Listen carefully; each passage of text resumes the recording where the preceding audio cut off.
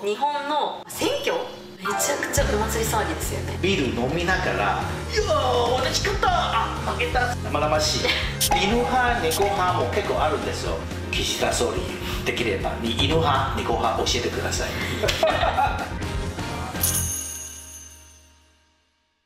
皆さんこんにちは。熊本県民テレビの吉村さやです。今日もジョエル福澤さんをお招きしてお伝えします。よろしくお願いします。皆さんよろしくお願いします。じゃあジョエルさんの紹介を簡単にいたします。ジョエルさんは中華テレビでですね、日本支局長を10年歴任された台湾のジャーナリストです。日本の文化、そして熊本にもお詳しい台湾ジャーナリストになってます。よろしくお願いします。よろしくお願いします。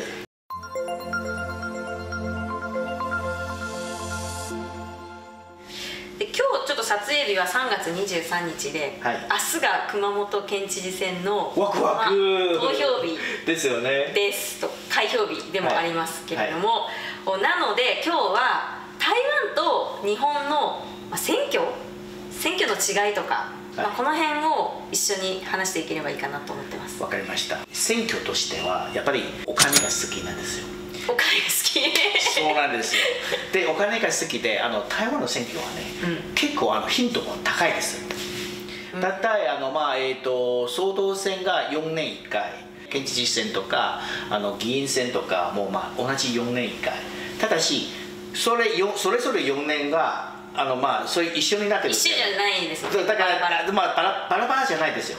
だから例えば今年皆さんよくわかる2024年の方は中華民国の総統選があるじゃない。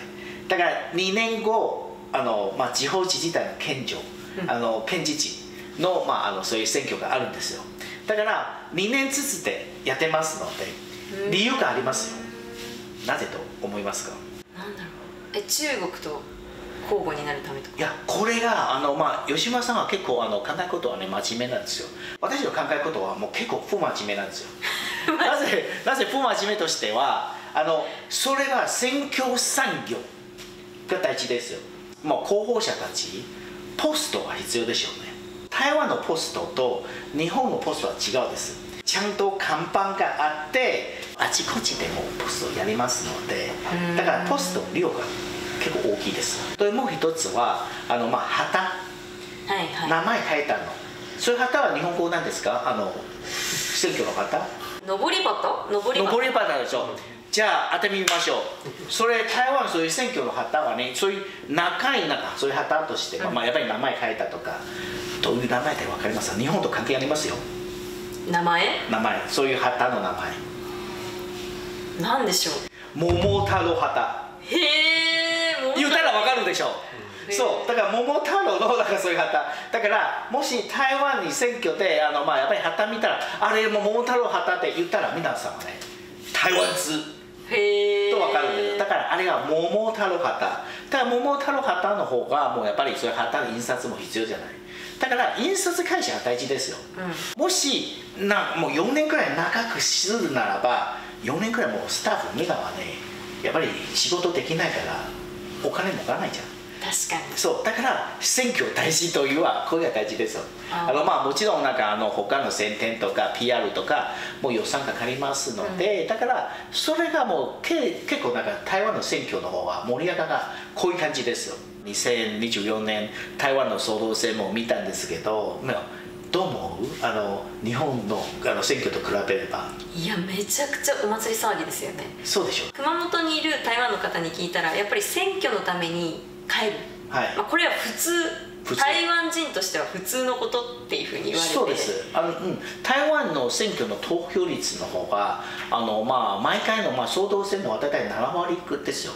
7割だから70%ってことですね。そう今回2024年の投票率の方は70.86ぐらいで、なぜ投票率が高いとしては台湾人の方が選挙要するに政治どういう関心度が高い。日本といえばジャイアンチームと阪神チームありますよね。大体そういう感じです。野球といえばそういう感じなんですよ。だから台湾の場合は民進党支持するの方が緑と国民党支持するの方はブルー青いそういう両方ともやっぱり支持者はね分けれますんですよ。台湾の開票も夜の方はバーの方はもう集まってみんな生徒支持するのファンがたくさんいる。でみんなはねそっちビール飲みながらテレビ局の票を見て「いやー私勝った、あ負けた」そういう感じが生々しいな感じなんですよ。台湾選挙もし皆さんがやっぱり楽しみたいならやっぱりおすすめの方が投票日と前夜祭が一番楽しいなんですよ。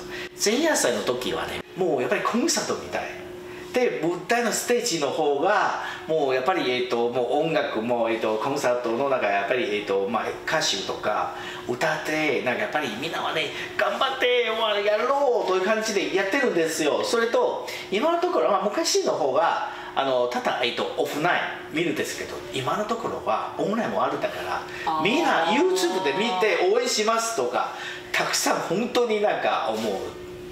台湾といえば全民運動そういう感じですよ。みんなはねそういう盛り上がったんですよ。それから投票日開票の日、台湾の方が開票早いです。大体はね、台湾の投票日、投票時間日本の場合は、夜大体8時までですよね。台湾何時までで分かります？ 7 時ぐらいかな、夜7時ぐらい。違う、5時。へえ。8時から5時までで7割で投票率あるんです。すごい。朝の8時から5時で。そうです。だってほらもうスタッフみんなも休みしたいからもう。そういうことテレビの開票の時はね一番大事な方が票数でしょうね。今開票はどのくらいでそうそう票数ね。誰が今もうどのくらいで一番大事ですよね。じゃあちょっと聞きましょう。もし吉村さんが視聴者一人としてはこの A テレビ局の方が票数はいつも動かなかったらイライラしません？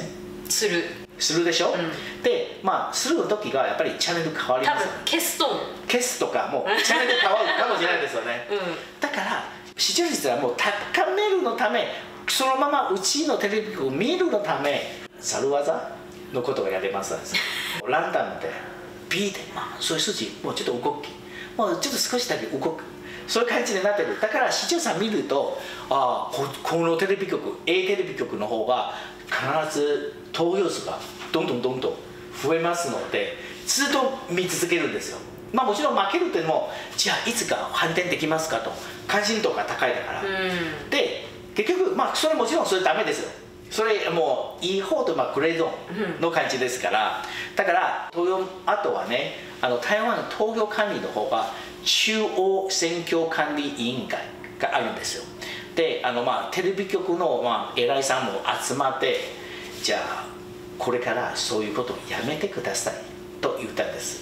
それもしまたやるならもうやっぱりちょっとなんとか法的の組織がやりますよと一応そういう警告があるんですよ。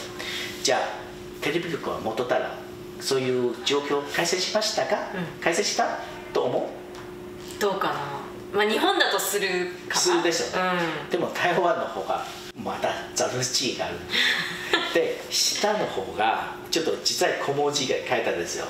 こういう投票数の方は一応参考的。もし正しいの投票数の方は中央選挙委員会の投票数は基準ですので私のそういう投票数は正しいじゃない。もし基準聞きたいなら中央選挙委員会の基準がそれが基準ですから。だからもうこれはねもうテレビ局はね経営が大変だからみんなもう許してください本当にじゃあエンタメみたいな感じ。すっごくエンタメの感じなんですよ。選挙の PR の仕方も違いがあるみたいですね。あります。台湾の選挙の PR はねやっぱり、キャラクターが大事です。赖清徳さんの方が犬派、蔡英文総統の方が猫派。